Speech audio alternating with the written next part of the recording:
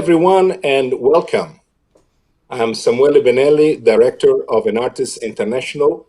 I am live from the Enartis headquarters in Italy, and it is truly an immense pleasure for me to host this webinar, which Enartis offers to all winemakers in the Northern Hemisphere, even though I can say that I can see a lot of winemakers connected, hundreds of winemakers connected from all over the world, and which is just fantastic. So a big thank you, a big thank to all of you for being with us today. This webinar will last just over an hour, and will deal with a topic that winemakers around the world care a lot about, microbial control in winemaking. Let's be honest, the harvest comes once a year, and we absolutely do not want the grapes that we have grown and monitored for so many months and with so much care not to produce the desired wine because of microorganisms that can ruin our efforts. So that's why this seminar will start with a theoretical presentation, and then we'll go more into practical aspects, offering some great solutions. I have the great pleasure today of having here with me Professor Paola Domizio from the University of Florence, Firenze, which, by the way, is a city that I would recommend all of you to visit once, at least in your lives. Paola has done a lot of research work in enology and a lot of publications in Italy, Canada, and spent a few years in Davis, California. Paola will be followed by Lauren Barrett, a winemaking specialist at Enartis USA, who does a great job in supporting our customers in North America. The third presenter will be Gianni Triulzi, Research and Development Manager at Enartis. Gianni, beyond many other things, is the father of potassium polyaspartate, a revolution, we call it Zenith, a revolutionary product for tartaric stabilization. For any of you who want more information about Zenith, please contact your nearest Enartis representative. To have a more dynamic webinar today, I would like to introduce a smart tool that we're going to use to run a few very short surveys during the webinar. It's called Menti, M-E-N-T-I. You can see the URL on your screen, www.menti.com. And it's a great tool to make your voice heard and to cast a vote or your opinion. So it would be great if you could use it on a different device. Your smartphone would be fantastic. So in order to familiarize with this tool that we're going to use 2 or 3 times during this webinar, I'm now asking you to open this web page on your smartphone or any device that you have on hand. And the only thing that you have to do is to enter the access code, which is, as you can see on the screen, it is 712651. So just to familiarize with Menti, let me just put up a question for you. So a very generalistic question that we are going to put up on the screen. Okay. Generally speaking, do you think there is enough attention to microbial control during the winemaking process? And you got multiple choice answer here. So you got not really, yes, but not enough, definitely a lot, or I cannot comment. So, okay, great. If the pink area is predominant, so yes, but not enough. Let's see. Okay, a few more seconds. Okay, just to familiarize, as I said, with the tool. It's great, isn't it? And this, okay, so beautiful. So between not really and yes, but not enough, I think there is a lot, and that's the reason why we are running this this webinar today. Okay, beautiful. At the end of the three presentations, we will have a 15-minute question and answer question with comments as well from our social media, which are Facebook and YouTube. And so you will have the chance to put your comments and ask questions at the end of the three presentations. Okay, now I don't want to spend any more time on the introduction, so let me hand it over to Professor Paola Domizio, who's going to talk about microorganisms, opportunities, threats, and control. Paola, please. Good afternoon. First, I would like to thank an artist for giving me the opportunity to talk today. Considering the limited time available, I will try to give you just an overview on the following points, hoping to provide you something to think about. I will start with a short introduction on the microorganisms that are involved in winemaking, and in particular on those present from crush to malolactic fermentation. And then we will see how they develop during this first stage. After that, we will see which are the opportunities and which the threats related to these different microorganisms. And finally, I will indicate just some of the main control strategies that we can apply to obtain a wine microbial stability. When we debate on the microorganisms in winemaking, we need first to understand which of them can offer us some opportunities to improve the quality of wine and which instead represent mainly a threat. I'm not able today to talk specifically of the pros and cons related to each different genus or species of yeast and bacteria, but I will try to give you just an overview on their potentiality. Therefore, all the information will be on the base of the following three groups of microorganisms: non-Saccharomyces yeast, lactic acid bacteria, and acetic acid bacteria. For obvious reasons, I will exclude from this presentation the Saccharomyces yeast. I would say that we can get both opportunity and threats from non-Saccharomyces yeast, as well as from lactic acid bacteria, while only threats from acetic bacteria, unless we want to produce vinegar. Now let's see first how all these microorganisms enter the winery and how they evolve during the early stages of the winemaking process till the malolactic fermentation. We all know that the grapes represent the primary source of microorganisms, right, that enter the winery environment. Among these microorganisms, we can find Saccharomyces, non-Saccharomyces yeast, acetic and lactic acid bacteria. Let's focus first on yeast. What we know so far is that more than 100 species have been isolated from grapes or wine, and about 15 different yeast genera are typically reported to be associated with the winemaking process. Many studies have also shown that the species that begin the natural fermentation are those predominant on grapes at the time of harvest. So if we decide to let the juice to ferment spontaneously, we can observe that at the beginning of the fermentation, non-Saccharomyces generally dominate the fermentation, and this means that they will influence in a positive or negative way the analytical composition and sensorial profile of the wine produced.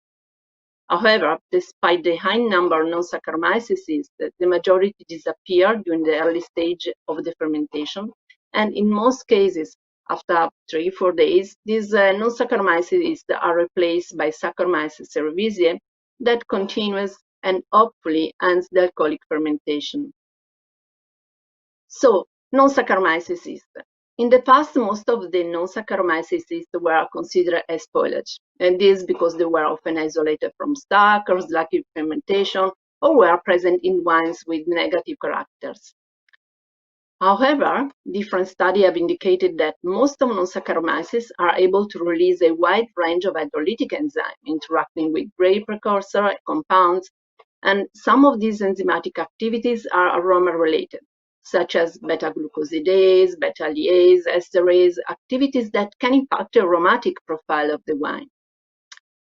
Moreover, compare Moreover, yes, compared to Saccharomyces cyst, the non-Saccharomyces have been shown to be able to produce higher quantity of polysaccharide, glycerol, and other metabolites that can have an impact on the wine structure. Recent studies have also highlighted that some non-Saccharomyces are able to produce molecules with antimicrobic activity, such as killer toxic or pigments with antifungal action. And in particular, yeast strains belonging to Meschinikovia pulcherrima have been proposed as biocontrol agent in early winemaking stage.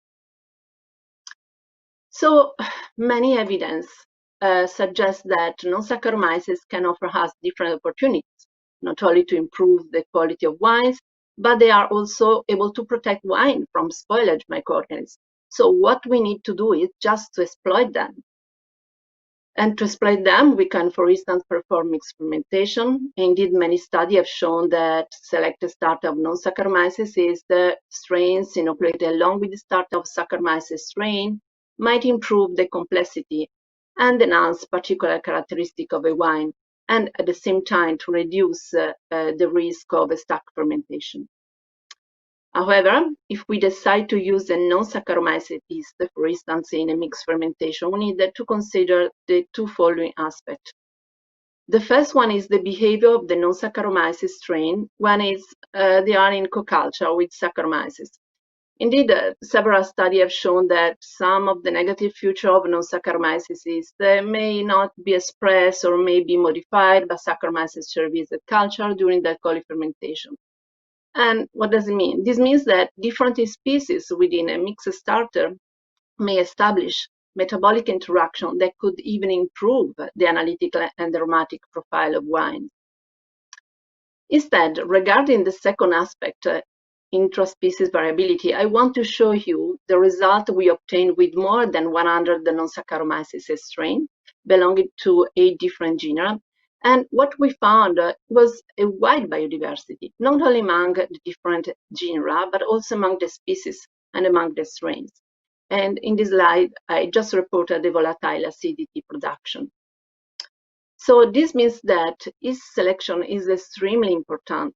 And if we really want to exploit the good opportunity that each non-Saccharomyces can offer. Obviously, among the non-Saccharomyces yeast, those belonging to the Brettanomyces genus deserve a separate discussion. Indeed, I think that it's difficult to suggest the use of Brett for a mixed fermentation.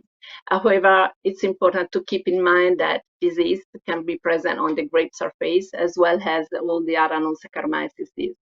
And this means that we have to pay particular attention to the presence of this yeast since the beginning of the alcoholic fermentation. So let's see now the lactic acid bacteria. These bacteria are generally present on grapes and must at level of 10 to second, 10 to third per milliliter, and they don't show a tendency to grow during a well-conducted alcoholic fermentation. In any case, they survive with a very low values in wine, waiting for the right moment to develop. After the primary fermentation is finished, malolactic fermentation can start and malic acid can be completely metabolized. We know that lactic acid bacteria can give us opportunity, right, to improve the wine quality. And this is mainly due to the malolactic fermentation. Obviously, this is if we desire the malolactic fermentation that occurs in our wine. But if the malolactic fermentation is not desired, then we need to apply some strategy in order to avoid the growth of lactic acid bacteria.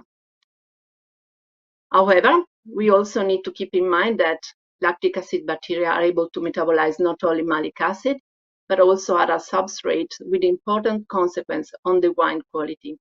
Here are reported some of the spoiler compounds that might be produced by lactic acid bacteria and that are detrimental to wine quality. And their production depends on the species or the strain and also on the moment these bacteria grow in mass. The third group of microorganisms are acetic acid bacteria. These bacteria have received less attention than the other wine microorganisms, as such is the lactic acid bacteria, but we know that their growth might be a problem in particular because they are responsible for the increase in acetic acid and are detrimental metabolites in wine. Also, the acetic acid bacteria, as well all the other microorganisms, are present on grape surface. And in this regard, it is important to underline that spoiled grapes and grapes infected with Botrytis cinerea can have a high population of acetic acid bacteria, which can grow in grape mast, and as a consequence of this, they accumulate gluconic acid and acetic acid. And this is really important to remind this because excessive growth of acetic acid bacteria on grape berry or in mast can lead to an incomplete alcoholic fermentation. If we carry out a spontaneous fermentation with no yeast inoculum and without SO2 concentration of acetic, the acetic acid bacteria might remain at high level till the end of the fermentation, as in the trial here reported in this slide. On the contrary, we can observe a significant decrease following SO2 addition and Saccharomyces inoculation. Indeed, because of the aerobic metabolism of acetic acid bacteria, the SO2 addition and yeast inoculation represent the two widespread enological practice able to contrast the acetic acid bacteria. On the other hand, we know that the anaerobic condition of the alcoholic fermentation represent unsuitable condition for the growth of acetic acid bacteria, and most of them disappear during the alcoholic fermentation. But we have to remember that some of them are able to survive. And after the alcoholic fermentation, when we transfer the wine from a fermentation tank to a storage vessel, there may be enough aeration to encourage the growth of those surviving acetic acid bacteria. At this stage, these bacteria can produce all those products that are detrimental to the quality of the wine, such as acetic acid, but also acetaldehyde and ethyl acetate. In this slide, I reported the main spoiler compounds produced by acetic acid bacteria and relevant defects. Regarding gluconic acid, I just want to remind that its presence can impact on wine quality by strongly binding SO2 added during the winemaking. This what means that it will decrease the antimicrobial efficacy of SO2 and consequently increase the content of total SO2 in wine. So we arrive to the control. Okay, the prevention is always the best treatment. And in order to limit the risk of induced faults by microorganisms, we should always use the best practice when making procedure. This means that we should use healthy grapes as starting material, high standard cell hygiene, but also an appropriate pH, temperature, oxygen levels. Unfortunately, we know that sometimes all these precautions are not sufficient to prevent growth and activity of spoilage microorganisms. Thus, the application of specific treatment is necessary. Often we are faced with the decision to choose a solution to stabilize our wine, right? And we wonder which is the best solution. But is there a best solution? So, indeed, the best solution should meet all the following requirements: no hygienic sanitary contraindication, no alteration of the organoleptic characteristic, maximum efficacy in the antiseptic action, and we all know that a single product or treatment hardly is able to fully satisfy these three requirements at the same time. According to the OIV recommendation, we can use different procedures. We can use heat treatment, filtration, centrifugation, antimicrobial compounds, and in the last years, new technology have also been developed, but most of them are still experimental. So let's focus today our attention on the microbial compounds. Here is a list of the main preservatives that we can use and are admitted by the OIV: SO2, sorbic acid, dimethyl dicarbonate, lysozyme, chitosan, and I report here also other antimicrobial compounds that can be added to the wine, but they are still experimental. Most of the admitted compounds we know that they can be used individually, but combination can often result in enhancement effect. And yes, and SO2, we know that is the most used compound, and well known are its multiple properties. Sulfur dioxide, we can be added to the grapes and wine at many stages, from just after harvested through the final bottling. And regarding SO2, be sure I'm not going to annoy you describing its multiple properties, but what I just want to highlight regarding the USO2 is that despite its high efficiency as antimicrobial compound, health risk and organoleptic chains are associated with its use. And because of the health problem, the current trend is, to reduce the SO2 levels in wine. However, if we lower the SO2 level, we need to have greater care in managing every step of the winemaking process. For instance, the maintenance of a low pH in wine is of critical importance because we know that the lower the pH, the higher the percentage of free SO2 in the molecular form.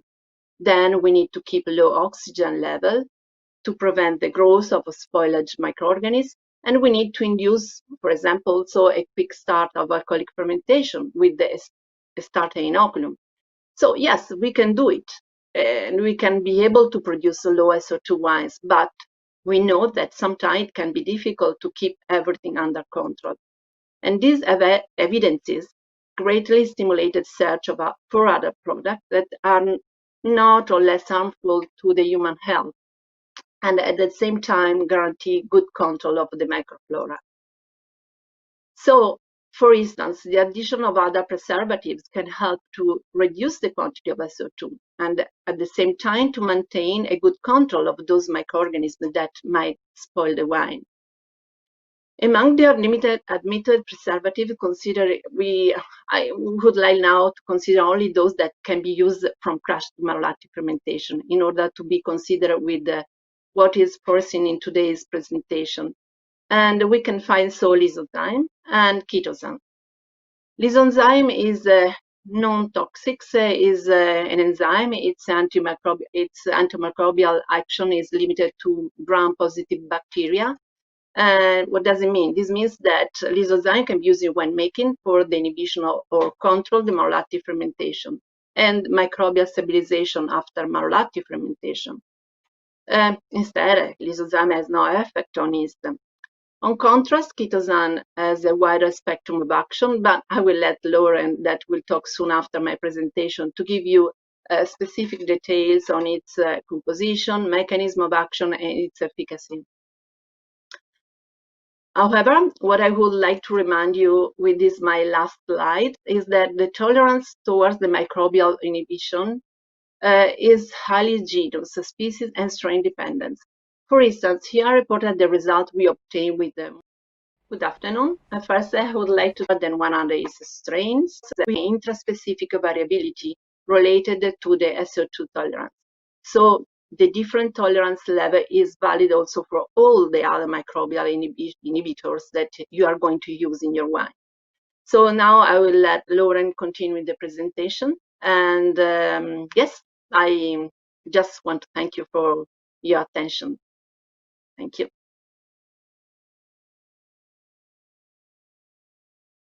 Okay, thank you, Paola. Thank you very much. It was very interesting.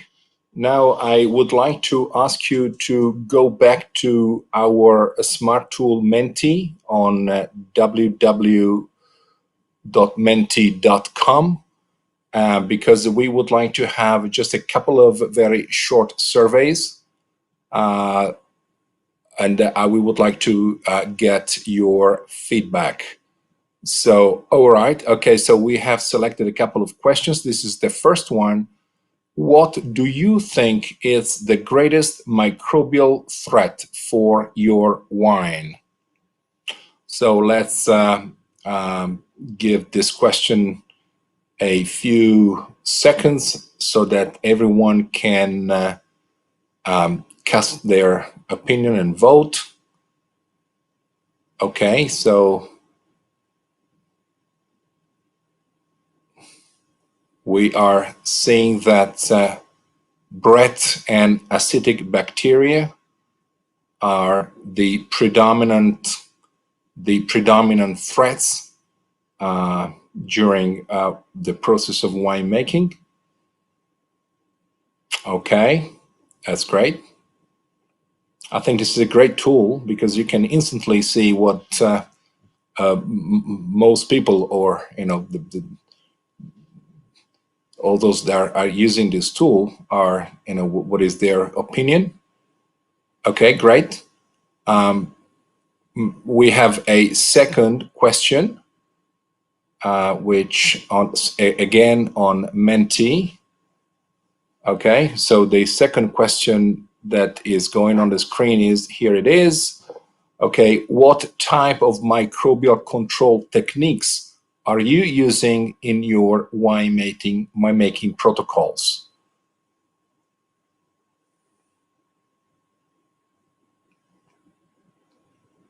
All right, so we see a large predominance of sulfur dioxide. Sulfur dioxide is really, having the lion's share in this survey, more than 80%, 85% at this point.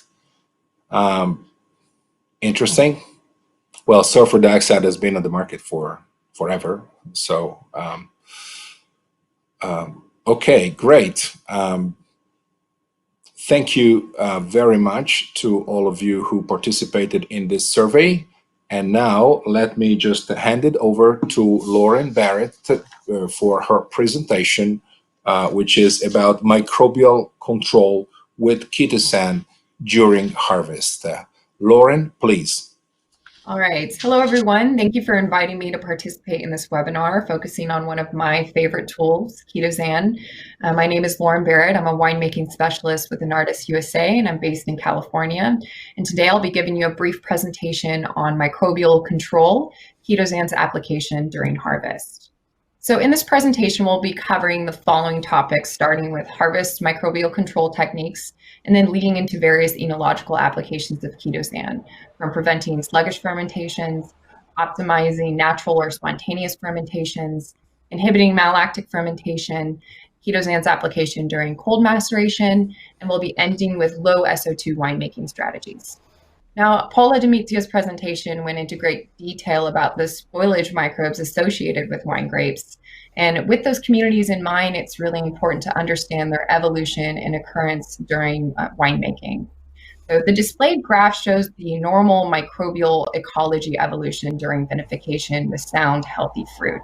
And what we could see during the harvest must stage is a higher presence of non-Saccharomyces yeast and spoilage yeast and bacteria, followed by the development and succession of Saccharomyces and then Enococcus neeae.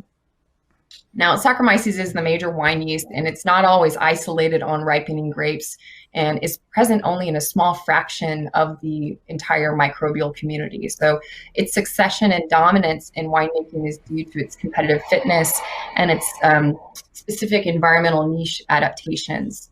So what's important to consider is the normal microbial evolution can change according to what sorts of species are present. So dominance by any species or group of organisms at different stages during the winemaking process really depends on grape conditions prior to harvest and what microbial loads are present. Now, with that in mind, fruit health and climatic events in the vineyard leading up to harvest will directly influence those microbial populations on the surface of grapes. And many of these opportunistic organisms will use grape sugars as an energy source to grow. So any sort of physical damage will increase the presence of these spoilage organisms. So physical damage includes meteorological events such as rain or hail, as well as any sort of physical damage caused by pests. So of course, microbial spoilage can also happen in the winery as well. So it's really important for winemakers to address these critical control points in the winery where this contamination can occur. So this includes cross-contamination from equipment, as well as vectors for microbial spoilage, such as fruit flies or improperly trained staff, and as well as winemaking practices that could encourage a bloom in spoilage yeast or bacteria. That includes high settling temperatures, cold maceration techniques, and in general, just poor cellar hygiene and quality control measures.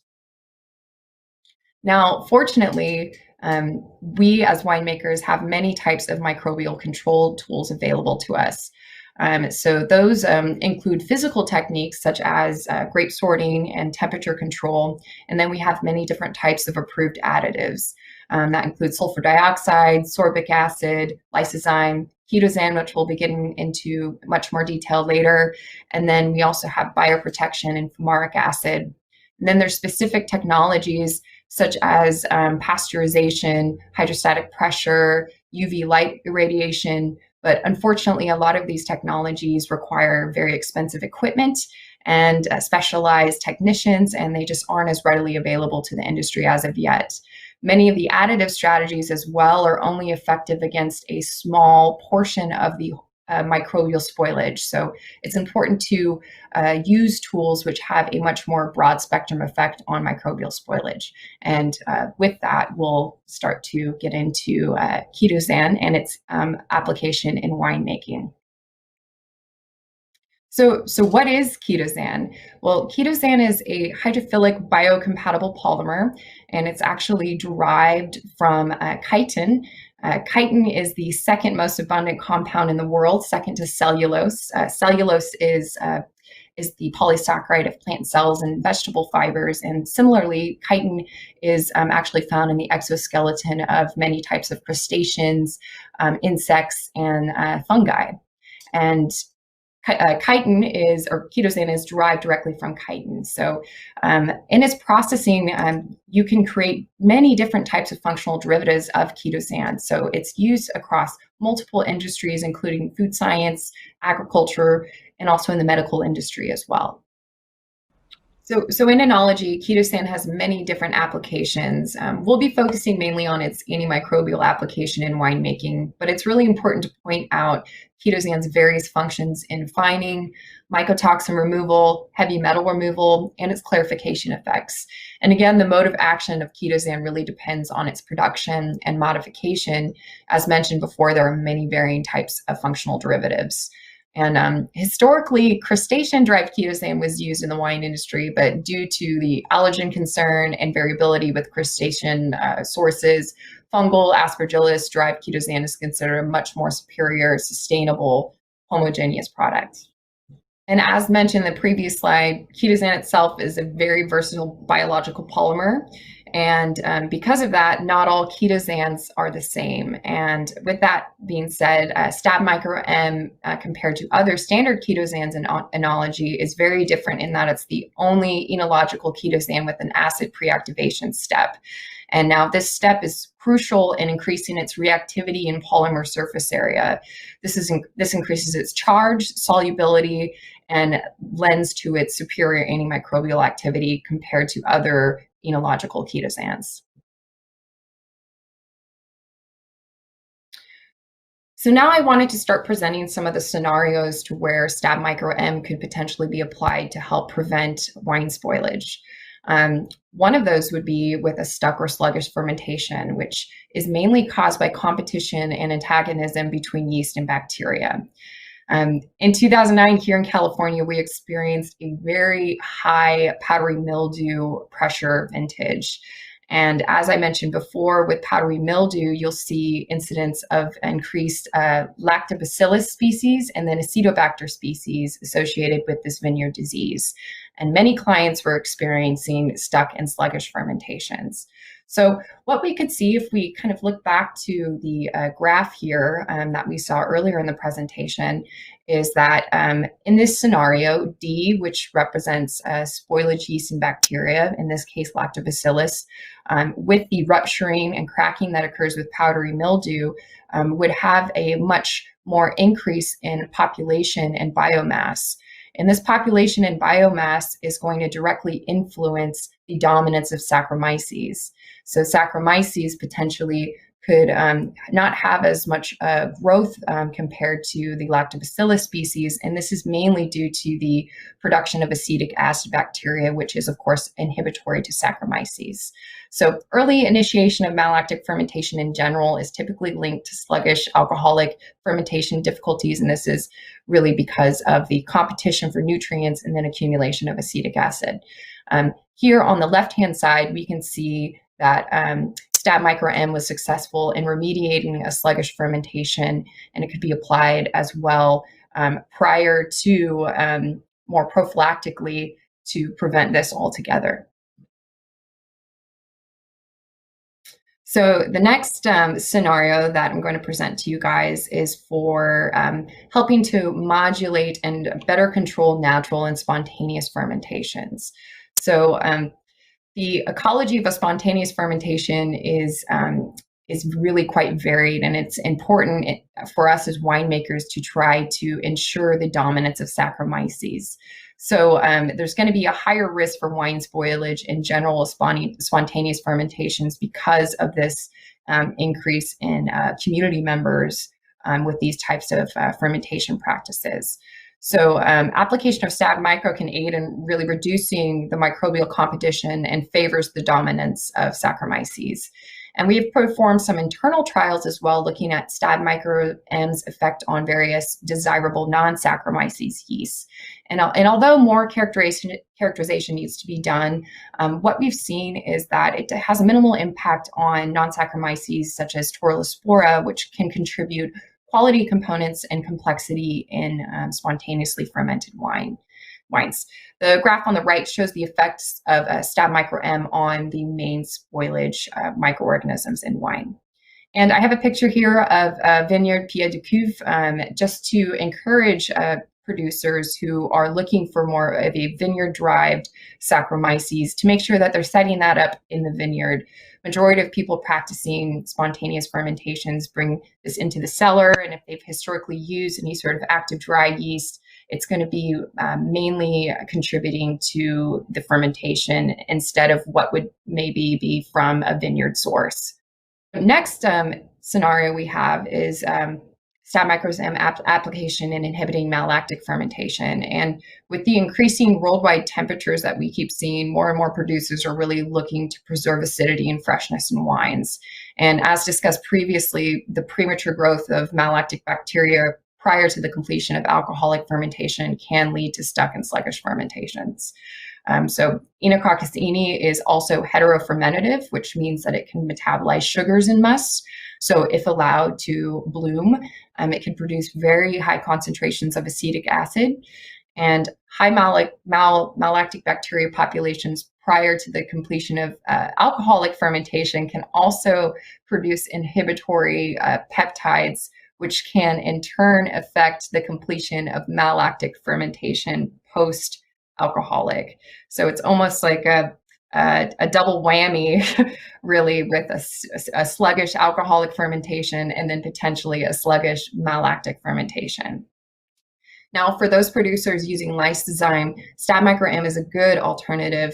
Lysozyme is really only effective against gram-positive bacteria and can really increase protein instabilities in wines, and is also a major allergen concern. So the graph on the right shows the efficiency of Stab-Micro-M in suppressing malolactic fermentation. And this is for Stab-Micro, but with Stab-Micro-M, we would see the same effect at 15 grams per hectoliter, delaying the onset of malolactic fermentation, and 25 grams per hectoliter, avoiding malolactic fermentation altogether. So for producers looking to extend the window for anthocyanin extraction, they'll utilize cold maceration techniques.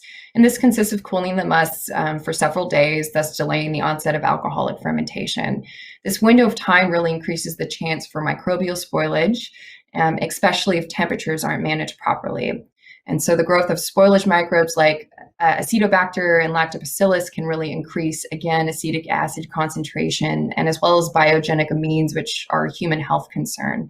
So the graph on the right shows the addition of Stab-Micro-M on grapes was able to control the production of VA during cold soak maceration techniques. SO2 has been the antioxidant and preservative of choice for hundreds of years, and really recently the wine industry has been looking for alternatives due to the consumer health and allergen concern associated with SO2. There's also been more and more research showing an incidence of resistance to SO2 with specific spoilage organisms such as Brettanomyces. And Chitosan is a really great complement to SO2's antimicrobial activity. So its application prior to sulfiting helps increase SO2's efficiency and reduces binding phenomena. It's really important to combine Chitosan with other antioxidant tools such as enological tannins. And another strategy as well with low SO2 winemaking is to remove oxidative catalysts such as lacase, tyrosinase, browning precursors, and metals from mess. So on the right, we can see that Stab Micro M was able to reduce the detrimental browning effects of lacase compared to controls. Thank you, everyone. That's the end of my presentation. I'm looking forward to your questions during the Q&A session. Great. Thank you, Lauren. Lauren Barrett is our winemaking specialist at Enartis USA. And now I would like all of us to go back to menti.com to have one more question.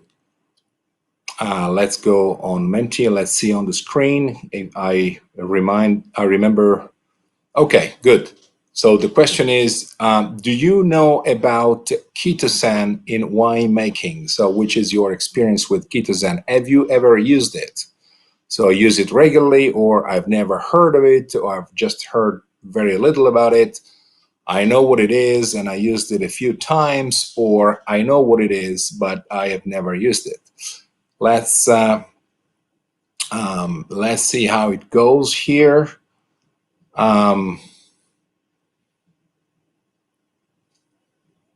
Okay. It looks like there is a lot of work to be done.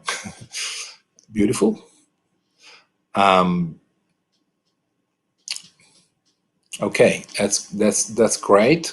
That's great. I think that there is a general or some knowledge about Chitosan and Stab Micro M, but still not many winemakers are familiar with its use every day. Okay, good. Let's move on. I also would like to remind all of you that you can write comments and questions on our chats on our Facebook page and our YouTube page. So please, you can put your comments on our social media.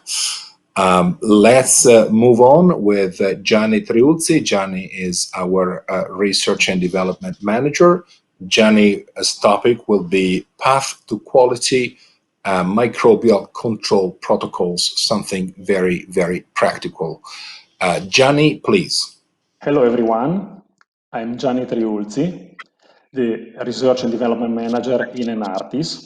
I'm here with you today to continue to talk about microbial control. So I will divide my speech in two parts.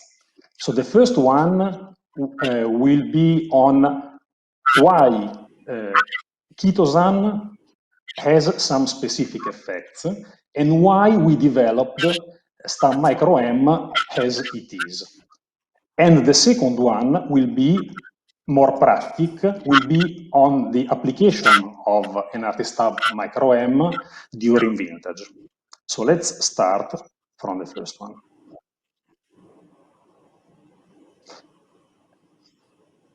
Enartis Stab Micro M is a product composed by two parts. So the active part is an activated Chitosan, and the second portion is composed by yeast hulls rich in beta-glucans. This is a product that was developed to work in presence of turbidity, and this is very important because this is exactly the vintage condition. So from the juice to the end of the alcoholic fermentation, we have to manage a quite turbid solution. If it can be juice or wine, but the situation is quite similar. So Enartis Stab Micro M, let's enter a bit more in some details.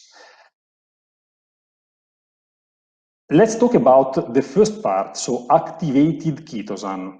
So Chitosan is a product that is produced starting from chitin. Chitin is a natural polymer, very present in nature. When we produce chitosan, we cut some lateral groups from chitin and we obtain chitosan. These groups are highlighted in red.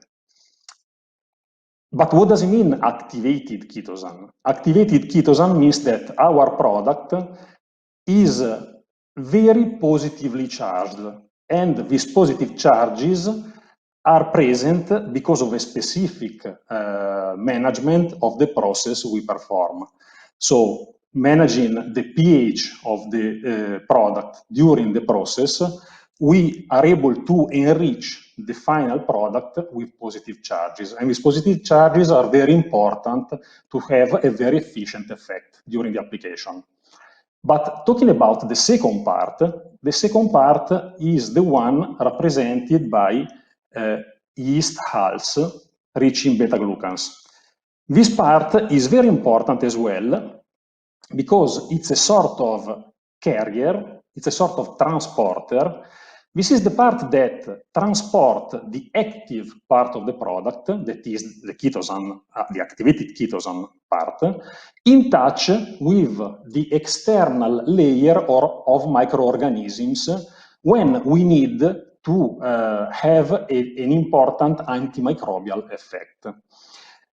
This is a part that it's very similar to the external layer of different microorganisms. Now here the subject is very complicated, but this effect is present because these yeast hulls rich in beta-glucans can act because have this effect because are very similar to the surface of the microorganisms we have into the juice and into the wine later on. If you see, here we are considering bacteria, we are considering yeasts and molds as well. The external layer is always composed by polysaccharides, but a bit below we have in all the microorganisms a layer of chitin. In the case of bacteria, we have peptidoglycans. Peptidoglycans are very big chains containing N-acetylglucosamine that is very similar to chitin. So the situation is not very different. Now, we are saying that these layers, these external layers, are more or less similar and very similar to what we have in an artist tab micro M, because in an artist tab micro M we have polysaccharides able to interact with these surfaces, carrying the active part represented by the activated chitosan in touch with the layer. Now, into these different layers, there is not chitosan, but there is chitin.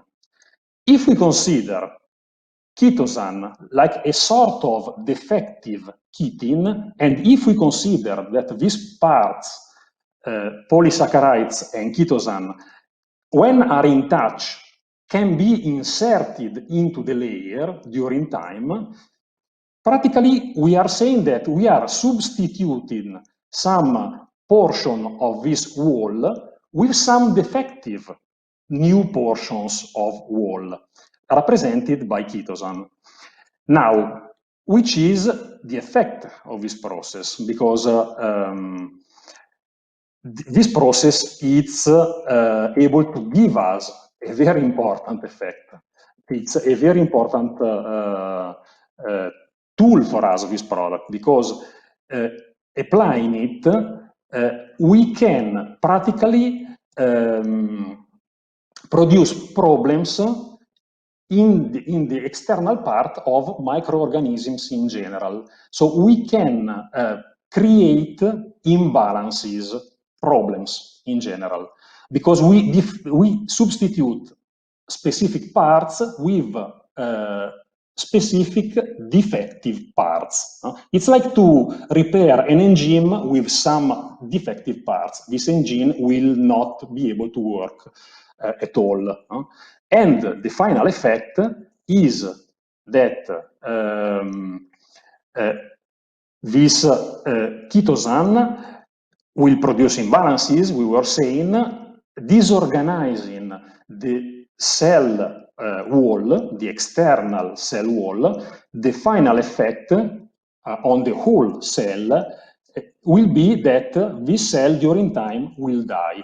Will die because of the variation of the permeability of the membrane, and this variation will be caused a lot by the presence of the positive charges we have seen at the beginning of the presentation on the chitosan chain. And this variation will cause osmotic problems and during time the death of the cell. Now, you have understood that I'm explaining why chitosan and why StabMicroM have a very efficient antimicrobial effect, and why we decided to develop StabMicroM exactly as it is.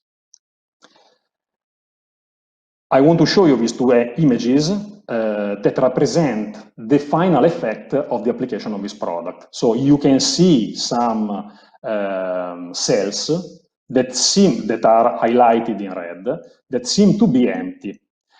The reality is that are empty. That means that are dead.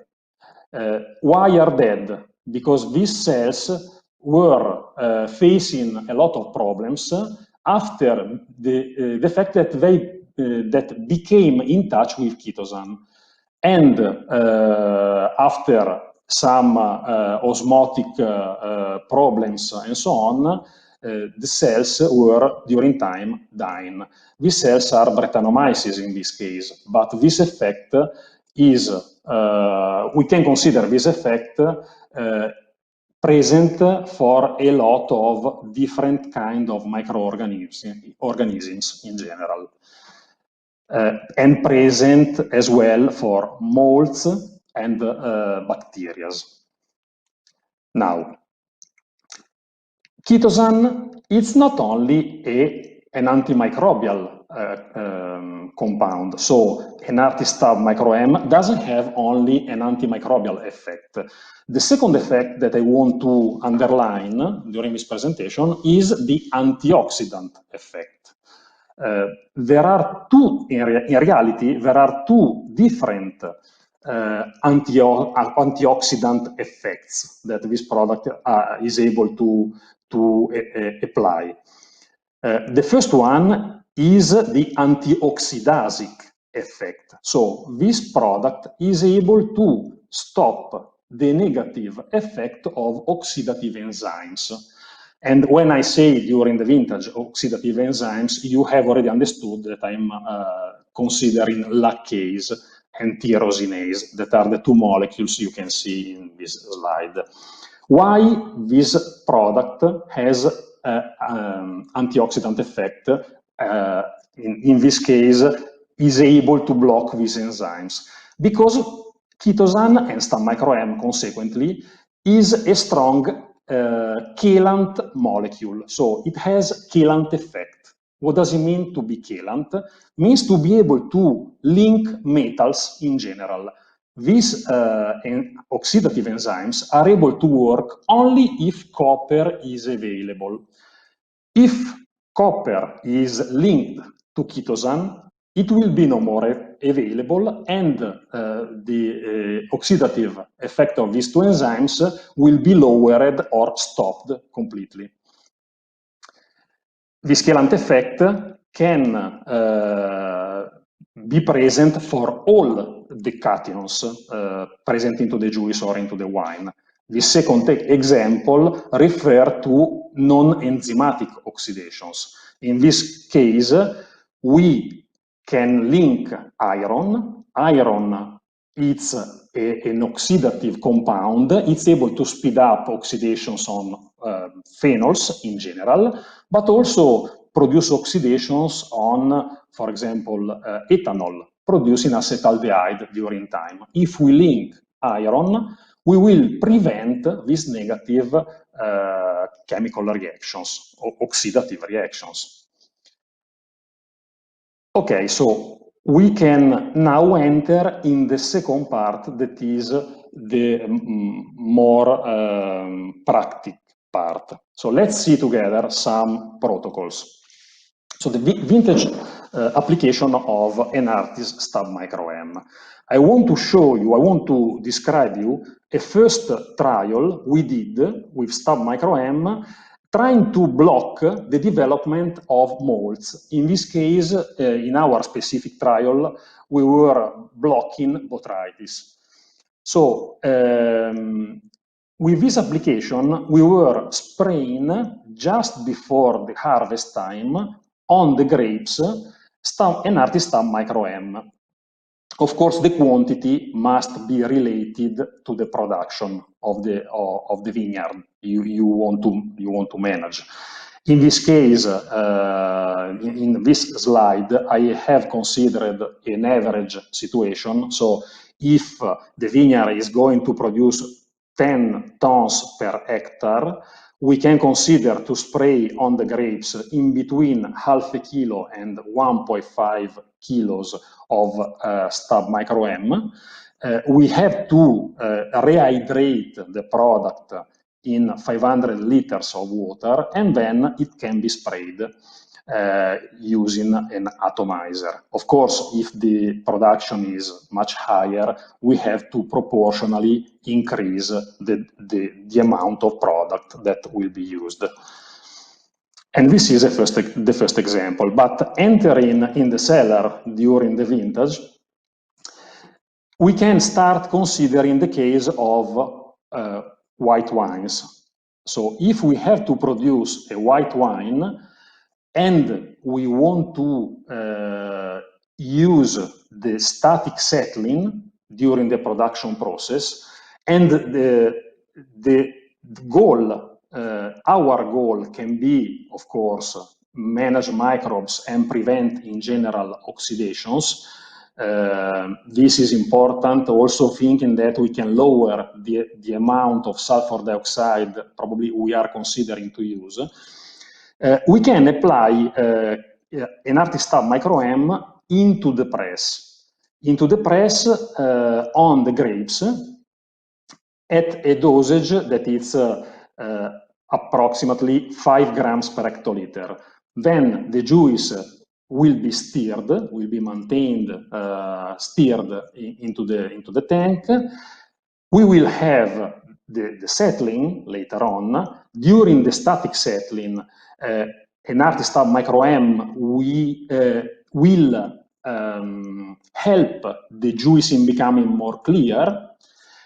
We will lose, of course, the product, and because of this, we have to add a second dosage at the beginning of the fermentation, and we can consider, for example, in using from 5 to 10 grams per hectoliter of Enartis Stab Micro M again. In this case, the product will act on microbes in general and will help the selected strain added in becoming more easily dominant into the juice. If we consider a second case of white wine production, the case in which flotation is used, we can apply Enartis Stab Micro M on the grapes only in case these grapes are partially moldy, but with if we have a low percentage of moldy grapes only. And here the dosage is approximately 5 grams per hectoliter. If we will go to use the flotation step, we have to consider that the product added at the beginning will be lost fastly, so in some hours. Because of this, we will immediately after the flotation step add again a second dosage of an Artistab micro-M. Usually it's common to add 10 grams per hectoliter, having exactly the same goal I have already described in the previous case. It's important to underline that it's a mistake, a technical mistake, to add an Artistab micro-M during the flotation step, because here the process is very fast and we waste the important effect of this product. We can as well consider the case of red wines production. So in red wines, in the case of red wines production, we can add an Artistab micro-M during the filling of the tank. This product will stay in touch with the juice and the skins present into the tank, but it will stay in touch for a quite long period during the fermentation. This is very important because the product here will prevent oxidative processes, but here we have also tannins that are important and have this effect. But this is important to have a more, as well, to have a more homogeneous fermentation kinetic and block, for example, microbial negative microorganisms, negative microbes in general. If we have molds, for example, it's very common to have as well acetic bacteria, but I'm sure that you have exactly understood the goal of this application in this specific step. Now I want to say something more about this protocol, because if you need to delay the malolactic fermentation here during the red wine production, it's possible to add a second dosage of an Artistab micro-M. This will help you in probably applying the micro-oxygenation technique, or will help you in having a more long contact time in between the wine and the skins. So you will be able to extract more polyphenols, tannins, and so on. It's important to underline as well that if you want, if you are interested in using the co-inoculation strategy, you don't have to add at the beginning of the process an Artistab micro-M, because of course it will stop the multiplication and the metabolisms of the malolactic bacteria that are into the juice. Jumping on the last protocol, this is probably the situation that no one wants to face, but it's possible to have sometimes some stack fermentations. So here it's important to recoff the wine, to have a proper separation between the wine and the skin, the lees in general. When you have the wine in a second tank, so after the recoff, you can add here Artistab micro-M and stir properly the tank. After this specific step, you can apply the re-fermentation protocol that we have in our catalog. You can download the catalog from the Enartis website, and you will find the protocol at page 21. It's important also to remember that if we are not facing a stack fermentation, but if the fermentation is only with a very low, slow kinetic, probably the addition of an artist star micro M only, it's enough to let restart properly the kinetic, because an artist star micro M is also able to absorb some negative fatty acids. I'm referring to the small chain fatty acids that have a negative effect on the yeast metabolisms in general. This presentation is now ended. I hope it has been interesting. I want to, of course, thank you all very much. And yeah, let's go ahead with some questions and answers. Okay, Gianni, thank you very much. It was very interesting. Now, I just would like to remind all of you that if you have any comments or questions, please go to our social media pages on Facebook and YouTube, where you can just leave any comment that you want.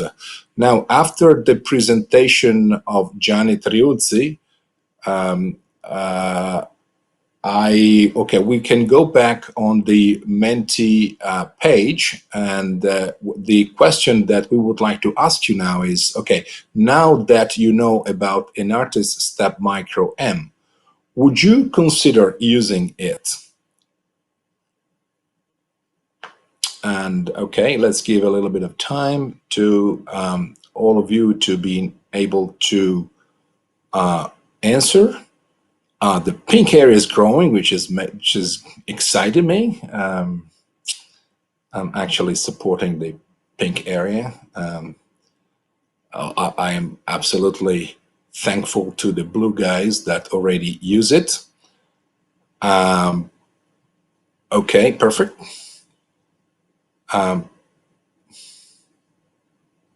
Very, very interesting. All right. All right. A good 40% of you would like to try it, and we will make sure that you will be able to do it. Okay, good. Thank you again. And now we are going to have the question and answer session and comments. So again, please, you can go to our Facebook and YouTube pages, and you can make comments, you can ask questions to a specific speaker or in general, and we will have someone answering to your questions. I am going to see all the other presenters live. Here they are. So on the right hand, on the top right, Professor Paola Domizio. On bottom left, Lauren Barrett and Gianni Triuzzi. So, okay, we have a question here from Gino Tanev. How does Chitosan affect only the natural microflora and does not affect the commercial strain of yeast? So, okay, the Saccharomyces yeast. Why doesn't it affect the Saccharomyces yeast? I don't know if there anyone who would like to answer. Maybe Paola, would you like to answer? Yes, many hypotheses have been done on Chitosan. I can say that, as Gianni said and explained very well, is a cationic polysaccharide. And I would say that antimicrobial activity of Chitosan has been attributed to its positive charge, right? That would interfere with the negative charge residual macromolecule on the cell surface, render the membrane leakage. So, and we know that every microorganism that has a different wall structure, and this would be reflected on the different response from the different microorganisms. So anyway, many other hypotheses have been done, so this could be one explanation.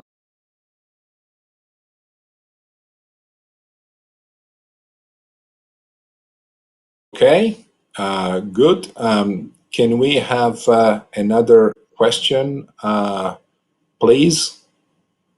Let's give us a few seconds that we just load the next question onto the screen. Okay. I use Enartis Chitosan products routinely. Can I leave it in contact with the wine indefinitely, or does it have to be racked off with a certain period of time? I don't know, Lauren or Johnny, who would you like to? Yeah, Please, Lauren. so with if you're using Stab Micro M, of course, after pressing, you're going to be removing the product from the actual wine itself. But we have in our Chitosan range Stab Micro, which I've been performing some resuspension and maturation work.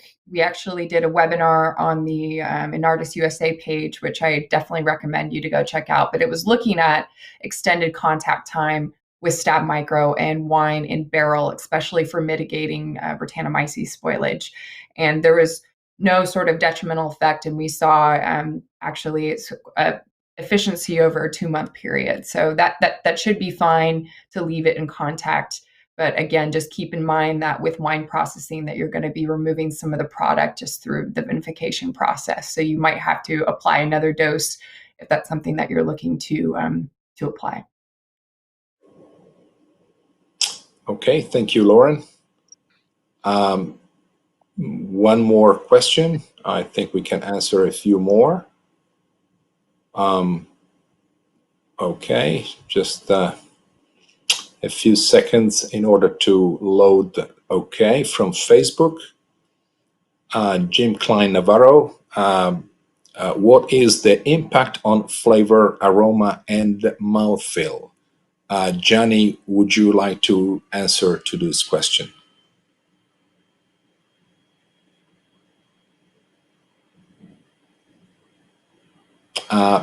Johnny, I believe we cannot hear you.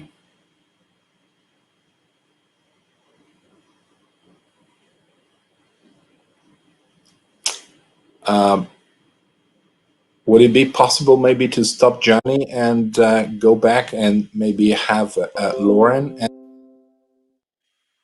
Yeah, that's not a problem. Okay. Can you hear me okay? Thank you. We could not hear Johnny anymore. Okay. Yeah, not a problem. In the trials that I've done, usually there is, especially when compared to a control, it's much cleaner. I haven't really noticed much of a shift in mouthfeel. And typically when it's applied, of course, it's going to be, mitigating spoilage. So it's a difficult comparison. But from clients who've been using Stab Micro M for a while, they usually just describe a much cleaner aroma impact, and I have not heard much of an impact on mouthfeel of wine.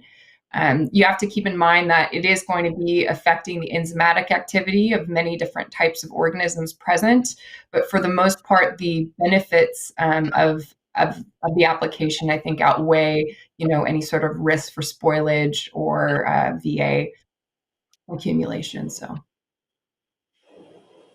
Great, thank you, Lauren. Johnny, are you back with us? No, you're not. All right, so while we try to fix your audio, maybe we'll move to the next question from Agel Pimpa. What about microbial control for the production of natural wines? I don't know, Paula or Lauren, who would like to give an answer to this question? Not altogether. I'm happy to answer again. Okay. So for Okay. natural wine production, Yes. natural wines, because Saccharomyces cerevisiae, depending on the population present and the chitin within its membrane, it's not going to directly affect Saccharomyces. But we have seen it affect some non-Saccharomyces yeast.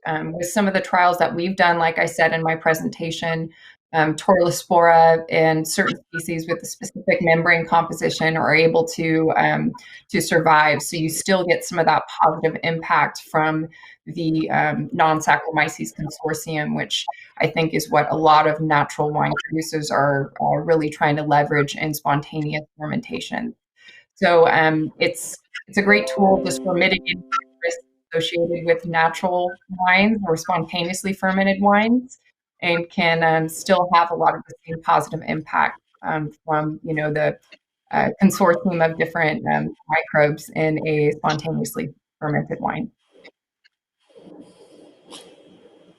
Okay. Okay. Good. Johnny, are you back with us?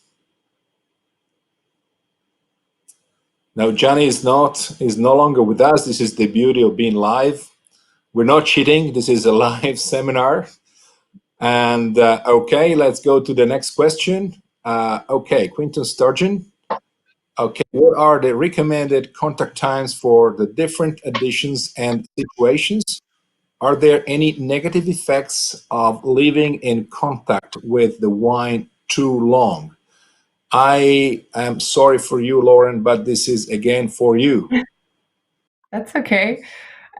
So again, like I said, we have been doing some trials with extended contact, but I think it's important to remove that population load, which essentially Stab Micro M and Stab Micro are going to be directly interacting with the membrane of spoilage organisms and then having it settle out. So it's important to eventually rack off of that because you don't want any sort of, metabolic activity or any sort of constituents to be re-released back into the wine.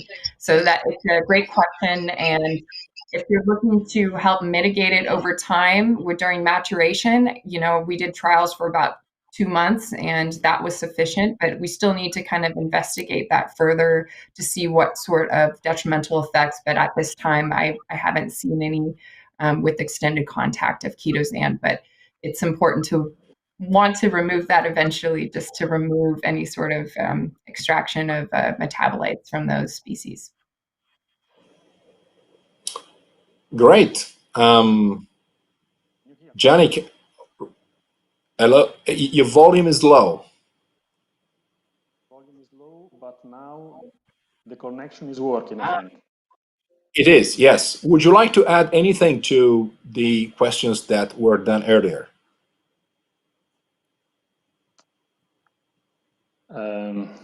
I was disconnected, so I've lost some questions, of course. You may go ahead. Oh, sorry. Yeah.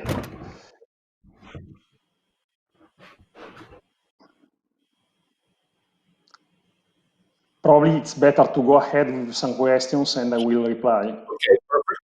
So we have Giovanni Riviezzo from YouTube. Giovanni writes, Stab Micro M can reduce the amount of polyphenols after the treatment of 7 grams per hectoliter. Maybe, Johnny, you want to give an answer to Giovanni. This is something that we have never checked. We have never found a loss in polyphenols using Stab Micro M. So I would say no. This is not what it's normally going on.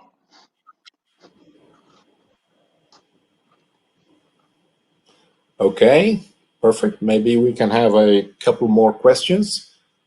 I think we are running on perfectly on time. So is there any question? Okay, Oleg from YouTube, can you give us more details how Chitosan is blocking the copper oxidation? Paula, okay, I would answer Johnny. them. Okay, please. Yeah. Okay, so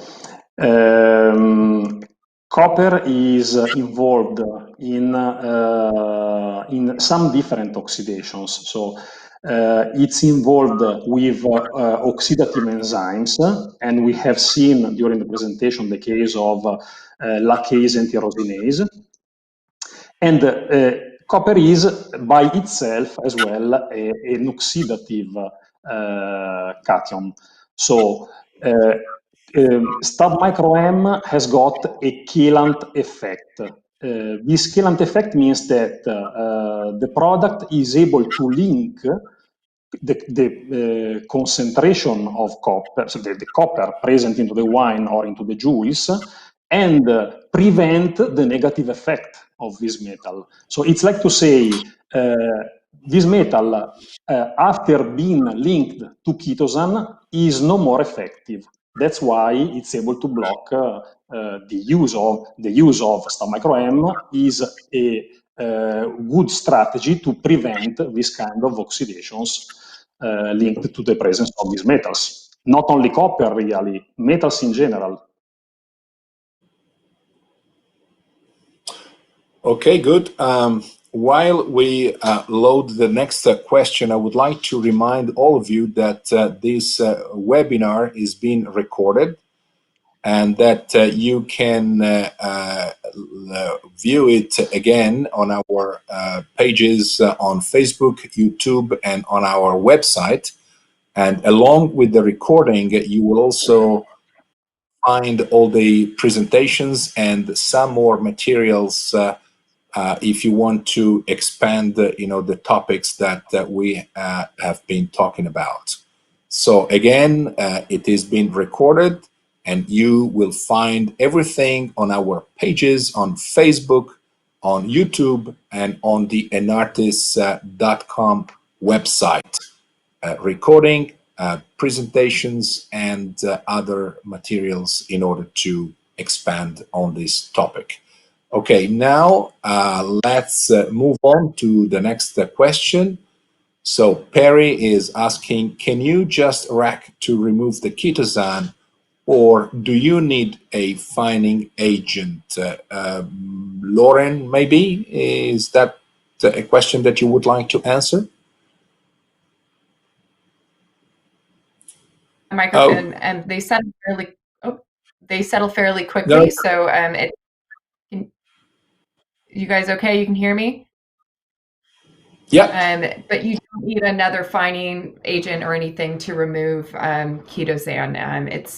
It settles fairly quickly, of course, depending on your tank's capacity and various wine matrix parameters. But no, you do not need any additional fining agent. Okay. Thank you very much. Maybe we go with a very last question. We just wait from our social media to here it is, Carlo. Okay, Carlo is asking from YouTube, what are the main differences between chitosan present in micro M and chitosan in fining agents like Claryl QY? Okay, maybe Gianni, you would like to answer this question. Yeah, this is a very detailed question. Yeah, I would say that the kind of chitosan present into stab micro M is different from the one present into Claryl Q. Why? Because in stab micro M we have a chitosan that is produced to have the highest antimicrobial efficiency. Into Claryl, we have a chitosan that is produced to have the best fining effect.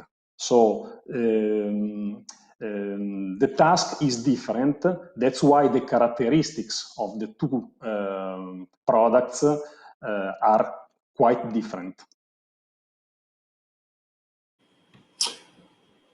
Okay, so we have come to the end of this webinar, and so I would like to thank all of you for your massive participation. We have seen a lot of connections from a lot of winemakers from around the world. So let me thank again Professor Paola Domizio from the University of Florence. Thank you, Paola, for being with us today. Lauren Barrett, winemaker, a specialist at Inartis USA. Thank you, Lauren. Thank you very much. She has been very supportive when Gianni's connection actually dropped out. And Gianni, thank you very much for being with us today. I hope that the topic that we have covered and all the information that we have delivered can be beneficial for all of you, and that the wines that we are going to make are going to be more protective. So thank you again. Have a good rest of the day and stay safe. Thank you and ciao.